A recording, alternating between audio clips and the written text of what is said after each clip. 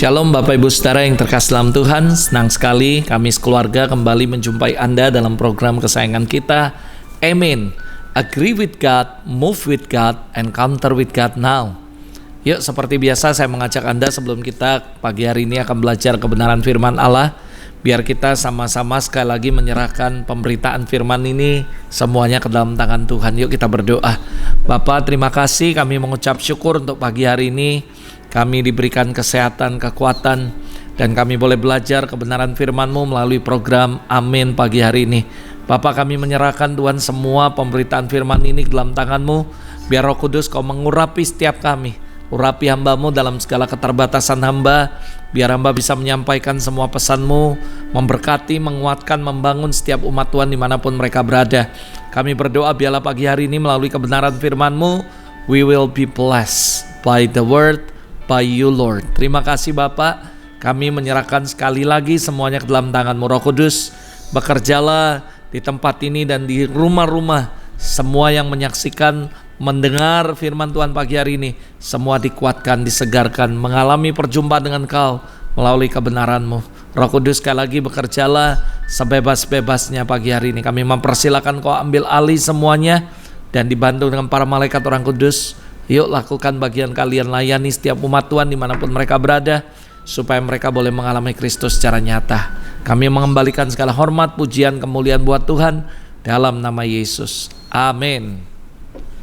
Selamat pagi Bapak Ibu semua yang terkasih dalam Tuhan. Senang sekali pagi hari ini melalui program Amin saya bisa menyampaikan kebenaran firman Allah kepada setiap Anda. Yuk kita belajar pagi hari ini untuk kita kembali belajar kebenaran Tuhan, supaya kita menjadi orang-orang yang dewasa di dalam Tuhan. Pagi hari ini Roh Kudus menaruh sebuah pernyataan dalam kehidupan kami ketika kami sedang berdoa. Dan waktu itu dengan jelas Roh Kudus berkata, Tuhan, nah aku masih kasih kesempatan kepada anak-anakku. Saudara, akhirnya dari pernyataan ini saya renungkan dan saya mempelajarinya dan akhirnya menyampaikannya melalui sebuah kebenaran, di mana pagi hari ini melalui program Amin ini judul tema khotbahnya adalah Tuhan masih kasih kesempatan kepada anak-anaknya. I believe apa yang Tuhan sampaikan secara nyata ketika kami sedang berdoa merupakan sebuah pesan yang Tuhan mau sampaikan di tengah-tengah kita, bahwa sebenarnya Tuhan masih memberikan kesempatan kepada kita, anak-anaknya. Kesempatan yang begitu banyak sekali. Saya percaya hidup ini Tuhan mempertemukan dengan begitu banyak kesempatan kepada setiap kita. Tinggal bagaimana kita menilai, tinggal bagaimana kita bisa memanfaatkan setiap kesempatan yang Tuhan berikan dalam kehidupan kita. Nah, pagi hari ini saya mau mengajak Anda untuk kita belajar sama-sama mengenai beberapa hal. Yang pertama, what is definition daripada kesempatan. Saudara, kalau saudara pelajari dalam kamus besar, dikatakan kesempatan adalah kayak waktu, keluasan, peluang, dan sebagainya untuk sesuatu.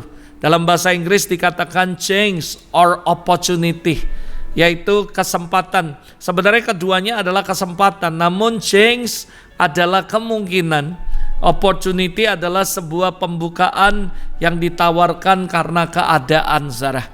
Saya percaya bahwa Tuhan selalu menawarkan, Tuhan selalu memberikan sebuah kemungkinan untuk kita diberikan kesempatan lagi. Kalau banyak orang berkata bahwa ada second chance daripada Allah, Dia memberikan kepada kita. Bahkan ketika manusia pertama jatuh di dalam dosa, Tuhan memberikan kembali kesempatan kedua, di mana Adam yang pertama gagal, lalu Tuhan mengirimkan Adam yang kedua, yaitu anaknya Yesus, untuk menang, saudara, dan akhirnya memberikan kemenangan kepada setiap kita. Kalau kita pelajari dari kitab Kejadian sampai Wahyu, kita akan menemukan begitu banyak Allah memberikan peluang, kesempatan, kemungkinan kepada setiap kita, mulai dari untuk bertobat, berbalik sama Tuhan dan sebagainya. So many, terlalu banyak kesempatan-kesempatan yang Anda bisa temukan di Alkitab. Bahkan orang yang tadinya hidupnya gak benar pun Tuhan tetap kasih kesempatan. Lihat bagaimana Tuhan memberikan kesempatan kepada seorang pelacur, Tuhan memberikan kesempatan kepada orang yang ketahuan berzina dan akhirnya mau dirajam. Lalu Yesus sendiri berkata, barang siapa yang tidak berdosa melemparkan batu lebih dulu. Lalu setelah itu Yesus mendekati dia dan berkata, jangan berbuat dosa lagi. dan memulai kehidupan yang baru. Yesus berbincang-bincang dengan seorang perempuan di sumur di Samaria, yang akhirnya sebenarnya perempuan ini bukan perempuan baik-baik, tapi Tuhan selalu memberikan second chance, kesempatan kepada setiap kita.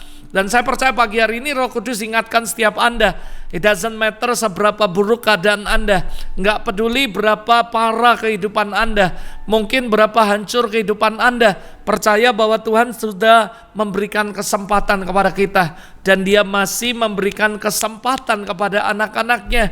Mungkin Anda berkata, Tuhan, selama ini aku nggak cari Tuhan sungguh-sungguh, selama ini aku nggak hidup benar, selama ini aku nggak jadi pelaku firman, selama ini aku melakukan hal-hal yang buruk, yang jahat.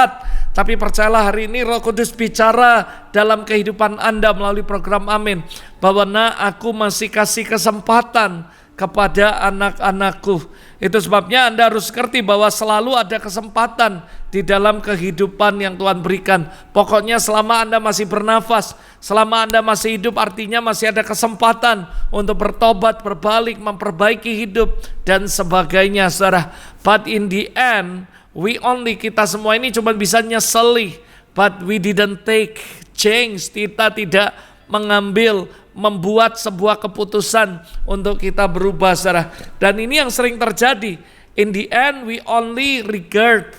Kita cuma nyesel. Akhirnya kita berkata, iya, tapi kita nggak pernah mengambil kesempatan itu. Dan ini harus menjadi sebuah perenungan dalam kehidupan kita. Ketika Tuhan menawarkan sebuah kesempatan, Tuhan memberikan sebuah kesempatan, Tuhan membukakan kemungkinan untuk sebuah kesempatan, kita jangan menolaknya, karena nanti kita akan menyesalinya. Kita nggak ambil kesempatan yang Tuhan berikan, dan akhirnya kita menyesalinya. Saya berdoa supaya Anda dan saya bisa sama-sama untuk setiap ada kesempatan, memakai kesempatan dengan sebaik-baiknya. Saudara, baru-baru ini ada sebuah cerita yang viral di media sosial, khususnya Twitter, saudara, di mana kisah seorang anak yang menyesal karena tidak membalas ajakan ayahnya untuk pergi jalan-jalan. Suatu ketika ayahnya sedang mengajak dia untuk jalan-jalan, tapi si anak ini tidak membalas pesan WhatsApp daripada ayahnya. Sampai akhirnya ayahnya sudah tiada, dia baru menyadarinya dan akhirnya menyesal, saudara. Bahkan ada begitu banyak netizen juga berkomentar, mencurahkan hal yang serupa, penyesalan karena terlalu cuek dengan orang tua, dan baru menyadarinya setelah orang tuanya tiada, saudara. Nah, sebenarnya ada begitu banyak kisah-kisah, Anda bisa lihat di media sosial, Anda bisa lihat di YouTube, dimanapun ada begitu banyak orang yang menyesal karena tidak mengakui orang tuanya, karena orang tuanya jelek, orang tuanya cacat dan sebagainya. Tidak mengakui keberadaan orang tuanya karena orang tuanya kurang berada, dan akhirnya suatu ketika mereka menyesalinya, saudara. Tidak mengakui anaknya karena anaknya gini dan sebagainya, tapi akhirnya menyesal. Ada begitu banyak story di dunia ini tentang penyesalan, dan selalu mereka berkata penyesalan selalu datang terlambat. Seketika mereka sudah terjadi, baru mereka menyesal, saudara. Jadi yuk sama-sama kita jangan menyia-nyiakan kesempatan. Kalau Anda berkata kesempatan apa yang kita nggak boleh sia-siakan? Yang pertama, jelas selagi ada kesempatan beribadah, beribadahlah sungguh-sungguh, saudara. Pastor, kenapa ngomongnya ibadah duluan? Karena ibadah itu penting, saudara. Saudara, Alkitab berkata ibadah itu berguna karena mengandung janji untuk hidup yang hari ini maupun yang akan datang. Saudara, ibadah itu sangat penting, saudara. Bahkan tahukah Anda ketika bangsa Israel keluar dari Mesir, Tuhan berbicara, biarkan umatku beribadah kepadaku.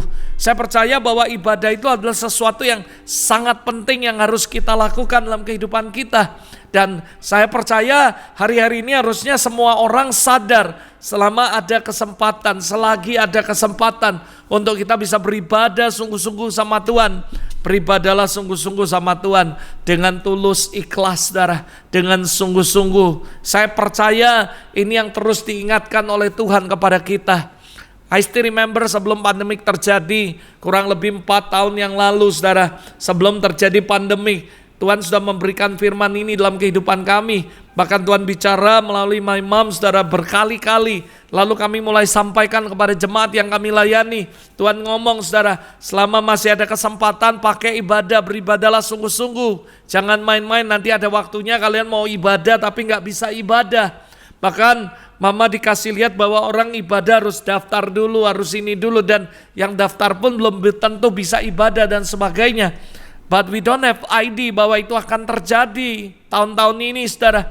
Dan ternyata habis itu nggak tahu gimana 1 tahun kemudian jebret, saudara, tiba-tiba pandemi terjadi di Indonesia juga. Lalu habis itu lockdown sebentar, lalu habis itu beberapa gereja online, termasuk beberapa gereja mengadakan ibadah dengan semua protokol kesehatan, termasuk harus mendaftar dan semuanya.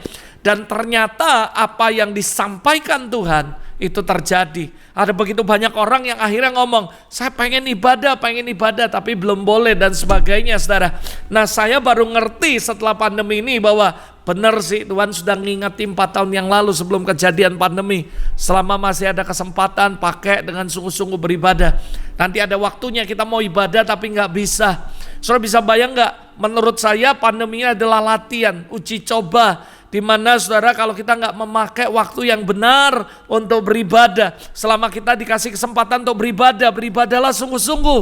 Ada begitu banyak orang datang ke gereja seibadah, badannya ada di ibadah tapi pikirannya ada di luar, nggak tahu kemana, mikiri apa, hatinya di luar, nggak tahu mikiri apa. Berapa banyak orang yang kayaknya ada sih, jasadnya, tubuhnya ada di gereja dan sedang melakukan ibadah, tapi pikirannya keluar dan mereka nggak konsen dengan ibadah. Bahkan waktu ibadah mereka nggak sungguh-sungguh beribadah.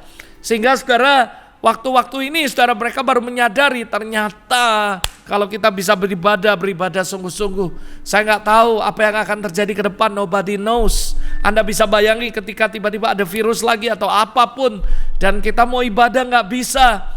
Maka saudara, harusnya masa pandemi ini menjadi sebuah reflection bahwa kalau kita ada kesempatan, ada waktu untuk ibadah, ibadahlah sungguh-sungguh. Karena saya ketemu banyak orang, mereka berkata, ya sih pastor, kami nyesel kenapa dulu gak serius dalam ibadah. Sekarang mau ibadah cuman belum boleh, gereja belum buka dan sebagainya. Ada begitu banyak orang menyampaikan pesan ini. Dan saya cuma mau encourage Anda, selama masih ada kesempatan dan Tuhan membuka kesempatan buat kita beribadah, beribadahlah sungguh-sungguh dengan Tuhan. Ada banyak bahkan keluarga-keluarga kita yang mereka gak bisa beribadah karena banyak hal, karena tempat, karena ini, karena segala macam alasan, saudara. Jadi saya cuma ngingati Anda yang memiliki sebuah kesempatan, memiliki waktu, memiliki semuanya. Selama masih ada kesempatan, pergunakanlah untuk beribadah dengan tulus ikhlas kepada Tuhan. Ini penting sekali, saudara. Namun saudara, bukan cuma beribadah sebenarnya, tapi ada begitu banyak kali Tuhan membuka kesempatan yang lain buat kita. Salah satunya kesempatan untuk menolong orang lain, berbuat baik, berbakti kepada orang tua, bermain dengan anak, mengupgrade diri, bekerja, istirahat bahkan, saudara. Penting juga. Selama ada kesempatan istirahat, pakai kesempatanmu istirahat. Karena saya percaya tubuh ini juga perlu diistirahatkan. Perlu istirahat supaya kondisi kita kembali fit, saudara. Anda bisa bayangkan kalau Anda kurang tidur, Anda mungkin gak tidur dan sebagainya, terlalu capek bekerja, sehingga fisik Anda jadi lemah dan sebagainya, saudara. Saya percaya bahwa semua kesempatan yang Tuhan berikan bukan cuma perkara ibadah doang, tapi saudara menolong orang lain. Yuk, masih ada kesempatan berbuat baik, berbuat baiklah. Tolong orang lain.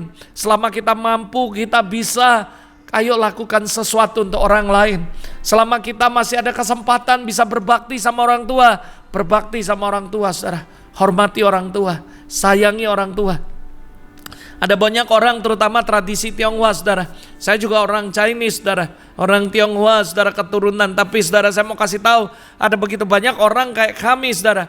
Ada begitu banyak teman-teman yang saya tahu, ketika orang tua mereka masih ada, mereka gak hormat. Mereka bahkan gak baik sama orang tua. Waktu udah meninggal, baru mereka mau belikan yang terbaik lah, inilah semualah. Dan saya mau ngomong sama Anda, berbuat baik sama orang tua, berbakti sama orang tua selama ada kesempatan, yaitu selama dia masih hidup. Nanti ketika dia sudah meninggal, you mau kasih apapun yang terbaik percuma, dia sudah meninggal, saudara. Harusnya kita memberikan yang terbaik ketika dia masih ada, hormati dia.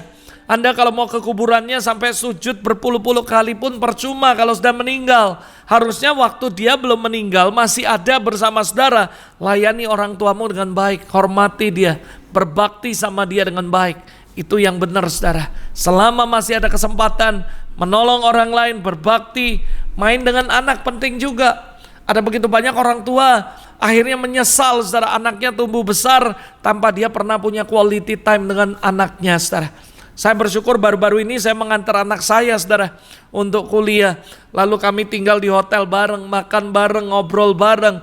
Dan kami memiliki quality time dalam beberapa hari saudara. Kurang lebih 4-5 hari sebelum nanti kami pulang lagi. Akhirnya kami melanjutkan aktivitas kami. Saudara, saya percaya orang tua juga harus menggunakan kesempatan yang ada untuk berkomunikasi, bermain dengan anak Anda, supaya saudara kita benar-benar bisa memanfaatkan semua yang ada. Lalu masa-masa gini yuk belajar mengupgrade diri, memperbaiki diri, belajar banyak hal sesuai dengan profesi Anda. Kalau Anda sebagai hamba Tuhan belajar terus menggali firman, belajar berdoa, upgrade spiritual life Anda. Anda sebagai pekerja upgrade semua skill dalam kehidupan Anda. Anda sebagai pelajar upgrade knowledge Anda. Dan ayo kita menggunakan kesempatan yang ada, termasuk juga istirahat, mungkin berlibur dan sebagainya kalau memang itu diperlukan saudara. Yang jelas saudara, pakai kesempatan yang ada, jangan sia-siakan saudara. Nah, hari ini saya mau mengajak Anda untuk belajar learn from the story of John, Yohanes yang disebut juga Markus. Saudara, ini bukan Yohanes yang kepalanya dipenggal, tapi ini cerita Yohanes adalah murid dari Paulus dan Barnabas. Nah saudara, saya mengajak Anda untuk kita belajar Kisah Rasul pasal 12 ayat 24 sampai 25. Maka firman Tuhan makin tersebar, makin banyak didengar orang. Barnabas dan Saulus kembali ke Yerusalem setelah mereka menyelesaikan tugas pelayanan mereka. Mereka membawa Yohanes yang juga disebut Markus. Saya bahas mengenai the story of John yang disebut Markus ini, belajar bagaimana kesempatan itu sangat penting.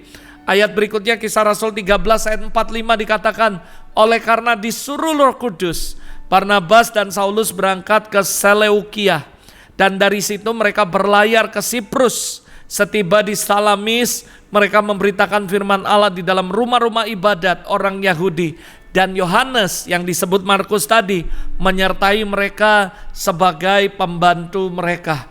Nah, pada saat itu Yohanes disebut juga Markus dibawa oleh Paulus dan Barnabas berangkat melayani ke Siprus. Dan juga setelah mereka berdua diarahkan oleh Roh Kudus pergi menyelesaikan tugas yang telah ditentukan. Anda bisa baca Kisah Rasul 13 ayat 2 tadi saudara. Yohanes ikut mereka, menyertai mereka, membantu mereka, mungkin bisa jadi kayak asisten mereka, melayani, bukan cuma melayani sebagai pelayan dalam semua hal, termasuk mempersiapkan tempat, mempersiapkan jalan, hendak yang apa yang mesti dikunjungi, melanjutkan pekerjaan yang sudah dilakukan dan sebagainya. Nah, orang ini sangat berguna saudara bagi Paulus dan Barnabas. Yohanes Markus ini sangat membantu pelayanan yang namanya Paulus dan juga Barnabas saudara, karena dia adalah asisten. Mereka melayani di sana, memberitakan firman Tuhan ke seluruh pulau, hingga akhirnya mereka melayani gubernur yang mau mendengarkan firman Allah, namun yang berusaha dihalangi oleh tukang sihir, yaitu Elimas dalam bahasa Yunani, atau Bar Yesus yang disebut di ayat pasal 6, di ayat yang ke-6 itu saudara. Nah, semua itu Yohanes tiba-tiba setelah itu saudara, apa yang terjadi? Dia meninggalkan mereka saudara. Meninggalkan siapa? Paulus dan Barnabas. Tidak dijelaskan sih di Alkitab apa maksudnya dan mengapa Yohanes Markus itu meninggalkan Paulus. Karena mereka habis itu melanjutkan perjalanan ke Perga. Tapi Yohanes kembali ke Yerusalem. Anda bisa baca dalam Kisah Rasul pasal 13 ayat 13. Dikatakan lalu Paulus dan kawan-kawannya meninggalkan Pafos dan berlayar ke Perga di Pamfilia. Tetapi Yohanes meninggalkan mereka lalu kembali ke Yerusalem saudara. Dalam terjemahan yang lain dikatakan dari kota Pafos, Paulus dan teman-temannya berlayar ke Perga di provinsi Pamfilia. Di situ tiba-tiba Markus meninggalkan mereka dan kembali ke Yerusalem, saudara.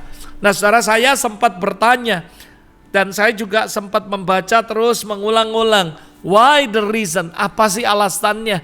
Kok tiba-tiba Paulus dan Barnabas ini disertai oleh muridnya atau asistennya yang bernama Yohanes atau alias Markus yang disebut Markus ini. And then tiba-tiba mereka melayani dengan luar biasa. Bahkan sampai gubernur juga mau dilayani. And then suddenly Alkitab mencatat dia meninggalkan mereka dan pulang ke Yerusalem. Kalau Anda baca Kisah Rasul 15 ayat 37-39, Anda akan melihat setelah itu, saudara, apa yang terjadi mengerikan. Barnabas ingin membawa juga Yohanes yang disebut Markus, tetapi Paulus dengan tegas berkata, tidak baik membawa serta orang yang telah meninggalkan mereka di Pamfilia dan tidak mau turut bekerja bersama-sama dengan mereka. Saudara, suatu ketika Barnabas kepingin membawa Yohanes yang disebut Markus ini, tapi Paulus dengan tegas menolak. Karena dianggap bahwa Yohanes ini tidak setia tanpa sebab meninggalkan mereka. Bahkan di ayat ini dikatakan Paulus dengan tegas berkata, tidak baik membawa serta orang yang telah meninggalkan mereka dan tidak mau turut bekerja bersama mereka. Saudara, apa yang terjadi setelah yang namanya Markus ini, saudara, Yohanes yang disebut Markus ini meninggalkan mereka, dalam satu kurung waktu tiba-tiba Barnabas kepingin membawa dia untuk pelayanan kembali bersama mereka.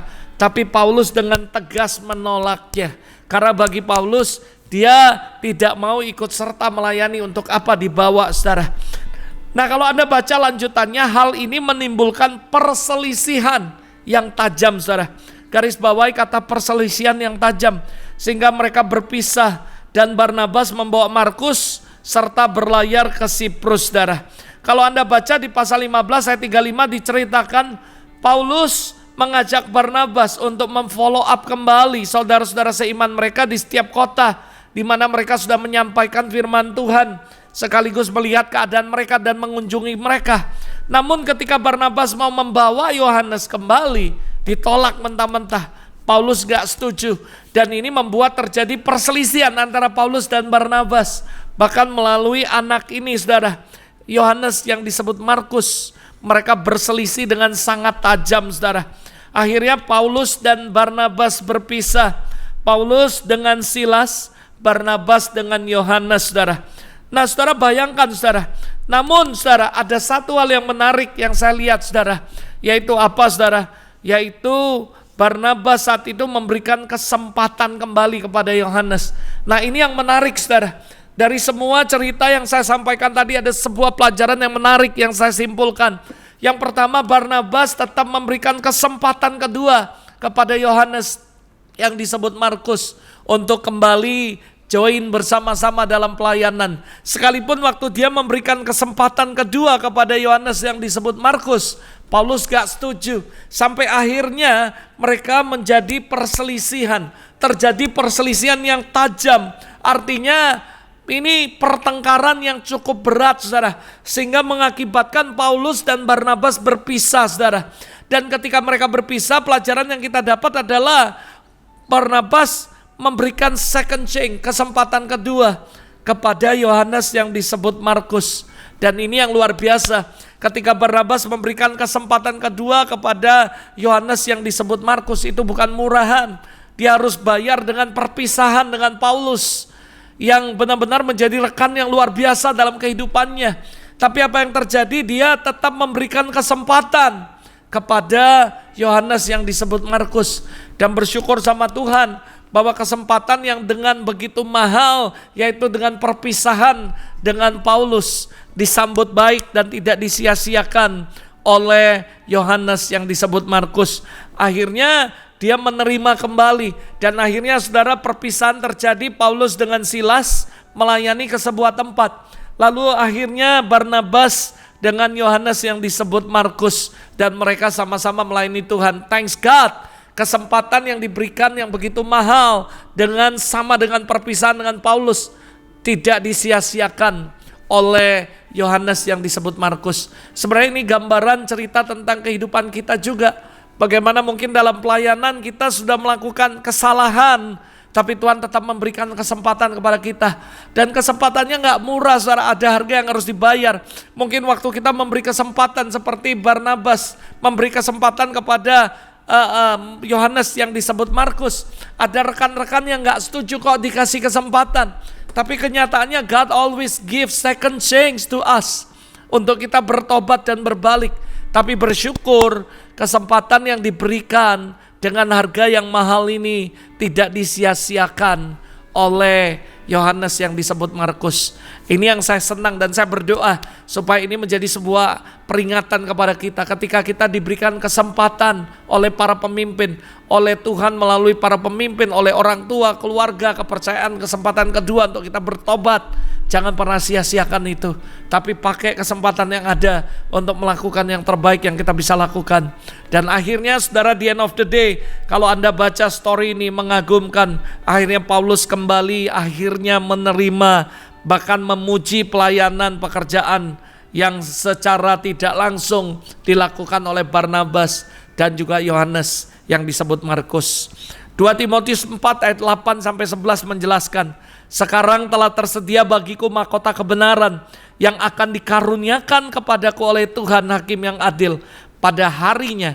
Tetapi bukan hanya kepadaku, melainkan juga kepada semua orang yang merindukan kedatangannya. Berusahalah supaya segera datang kepadaku, karena Demas telah mencintai dunia ini dan meninggalkan aku. Ia telah berangkat ke Tesalonika, Krekes telah pergi ke Galatia, dan Titus ke Dalmatia.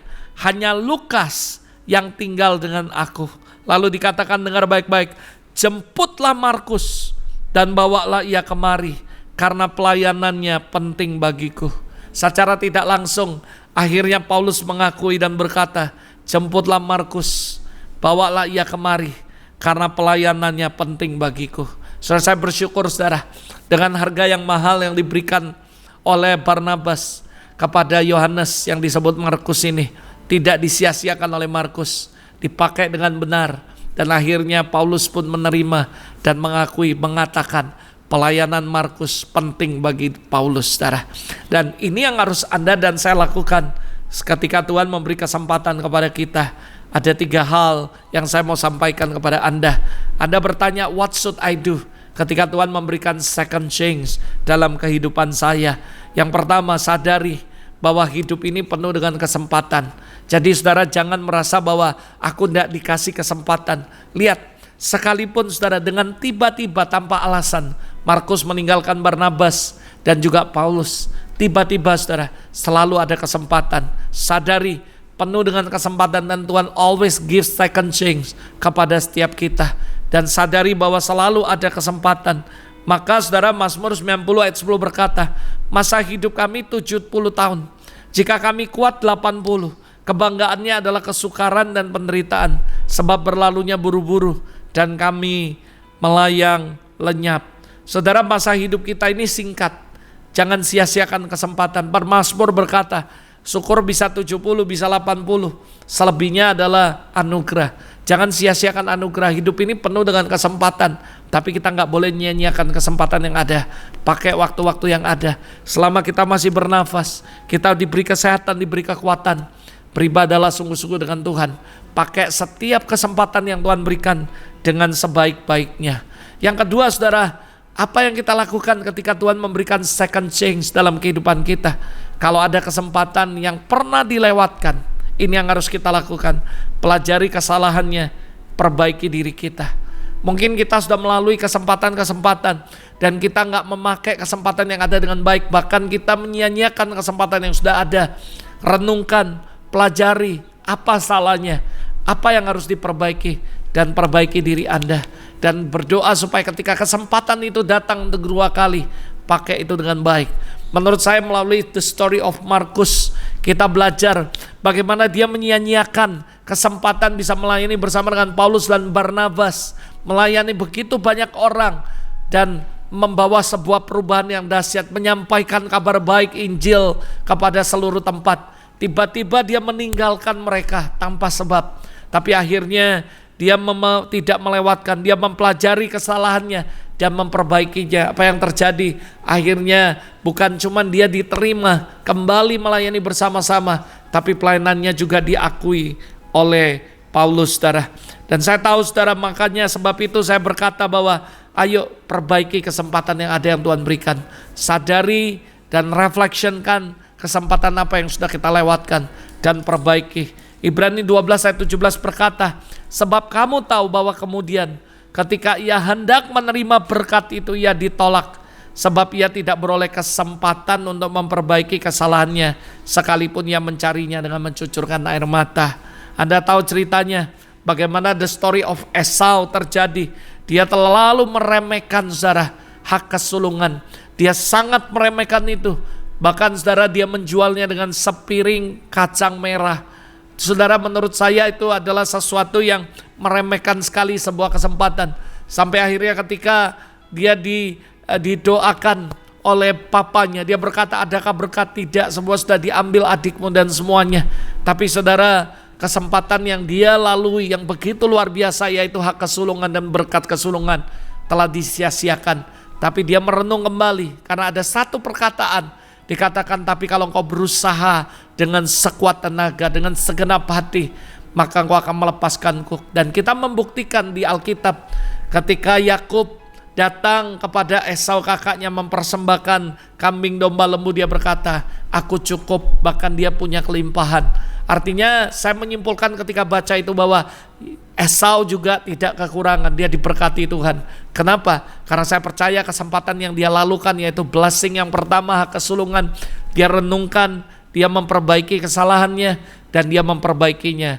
Dan akhirnya dia juga diberkati. Saya berdoa melalui pelajaran ini kita bisa tidak menyia-nyiakan kesempatan yang sudah ada. Dan kalaupun ada kesempatan yang kita sia-siakan, renungkan, perbaiki kesalahannya, dan saya percaya you will be blessed. Yang ketiga, lalu saya akan tutup, saudara, saya akan berdoa buat saudara. Kalau ada kesempatan yang baik yang bisa diambil, ambil itu dan lakukan yang terbaik yang Anda bisa lakukan. Saudara, apa yang mesti kita lakukan ketika ada kesempatan yang kedua dalam hidup kita? Sekali lagi, kalau ada kesempatan yang baik, ambil itu. Sekalipun ada resiko. Saya bersyukur ketika Barnabas menawarkan kembali untuk Markus ikut dengan dia melayani bersama-sama. Dia mengambil kesempatan itu dan melakukan yang terbaik. Sehingga di end of the day Paulus mengatakan, jemput Markus karena pelayanannya penting bagiku.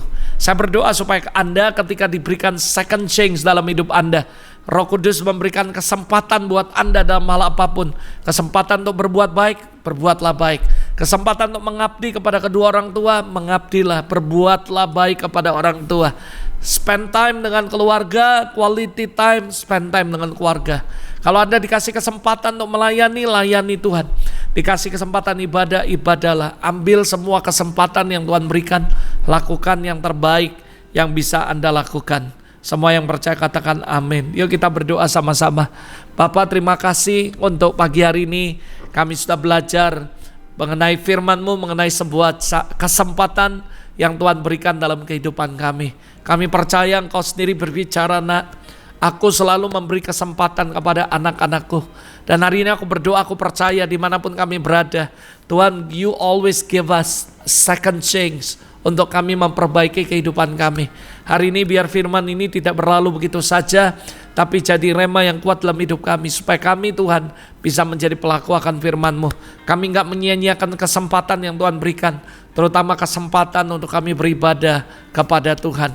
Biar semua kesempatan yang ada kami bisa pakai, kami bisa gunakan sebaik-baiknya untuk hormat dan kemuliaan Tuhan. Kesempatan untuk berbuat baik kami melakukannya dengan sungguh-sungguh. Kesempatan untuk apapun kami lakukan dengan segenap hati kami, dan nama Tuhan dipermuliakan. Tuhan, aku berkati setiap umat-Mu.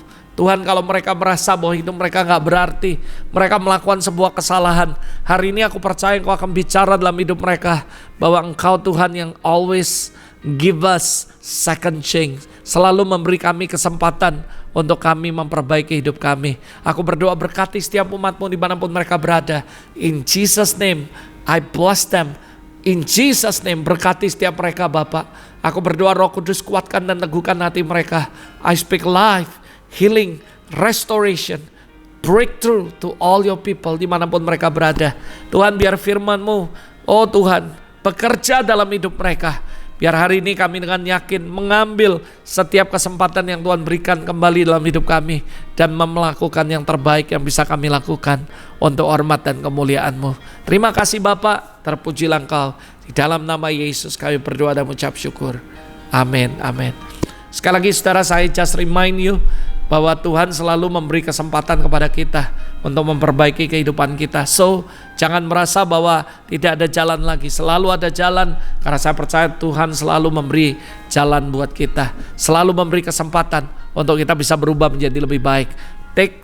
Ambil sebuah kesempatan ini, take this opportunity, dan lakukan terbaik yang bisa Anda lakukan. God bless you, and see you next week dalam program Amin berikutnya.